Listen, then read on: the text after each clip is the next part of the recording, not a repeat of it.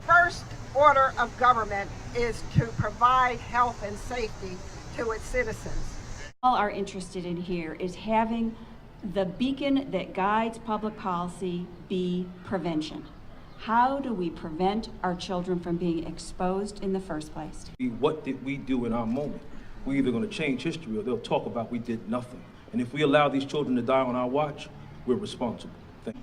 We should be deeply ashamed that we are allowing our children to be exposed to a toxin in our schools that will make them more likely to drop out of school.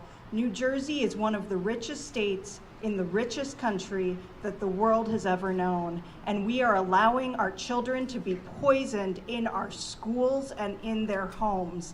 And what we're seeing right now is that the disaster in Flint, it has shined a spotlight on this issue across the country. And we're here in Trenton at the Grace Stud Middle School because just last week we found the results from lead testing in the water systems of our schools, and the results were disturbing, to say the very least. It's a cumulative effect. The younger, more vulnerable you are, the worse it is, and it will continue with you through a lifetime. It affects your ability to learn, it affects behavior. Can address the infrastructure that allows this lead to continue to flow through the pipes that go directly to our children.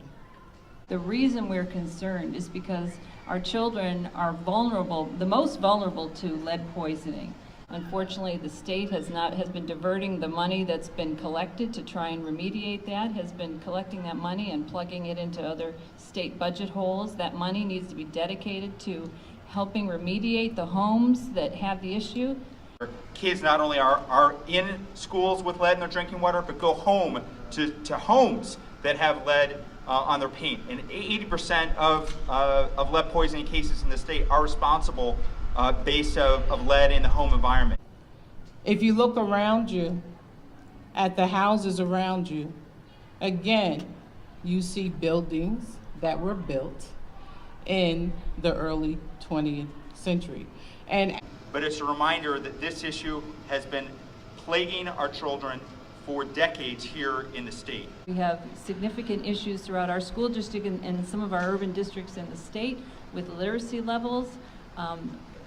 Many people say there is a connection between that. And what's so appalling about lead poisoning is that it can be prevented. We can prevent our children from having lead poisoning. I think there are a lot of suburban districts that think this is not our problem. Well, guess what it is? Because there are elevated levels of lead all around this state. We have aging paint stock. Anything painted before 1978 could have lead in the paint. Truth be told, every time a gallon of paint is sold, 50 cents out of that is supposed to go into a fund to be used for lead abatement. And we don't know where the money went. And I think we all know where the money went. It went into that black hole balancing the state budget when you're cutting taxes for the wealthy as well as the corporations in this state. Because they have, again and again, they've raided from our cities, they've raided from the Clean Energy Fund, they've raided transitional aid, and yes, they have raided the lead abatement fund. That lead poisoning oftentimes creates bad behavior. Students cannot pay attention in class. They have developmental issues as well as mental problems. And we wonder why we have so many children in the city of Trenton that are classified as special needs.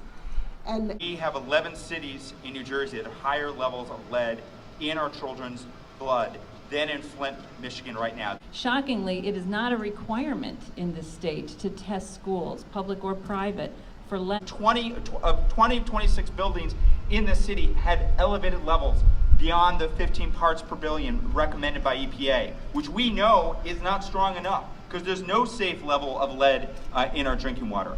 And what I think even more disturbing is that in 10 of those schools, we saw samples that were more than 100 parts per billion. This is not just Trenton.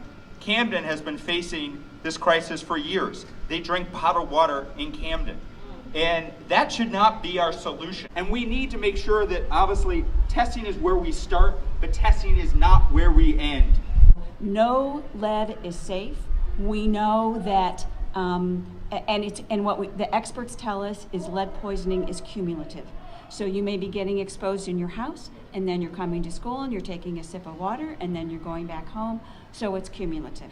It's simply the system of environmental racism, where oppressed people are put into conditions where they're not allowed to be their best. So the question we have to ask ourselves today, are we going to become lip professors, or are we going to become change agents in this moment in time and begin to transform this city to where it needs to be? The Army is right here. It is the people who live here, who see these phenomenal children struggle with behavioral issues because of the lead they're intaking, see them struggle learning because of the lead they're intaking. What are we going to do? We can't look for anyone else. It takes the community, it will take the pastors, it will take the imams, it will take everyone who's breathing, working with our elected officials to shape and mold policy which will make decisions to change the living conditions that we exist in now. A lead-poisoned child is 6 times more likely to be involved in the criminal justice system. To not poison you, it will cost too much money. Right. The fact of the matter is, it is an investment in our future. We have a governor who is very, very clear about spending money where he sees fit. He will spend money on tax breaks for the rich. He will spend money on giveaways to municipalities. And so it's very, very important that we say that the price is worth it, whatever the price is, because our children's future is worth it. Right. A problem well defined is half solved. Now we know what our problem is, and now we can really be thinking about what the solutions are.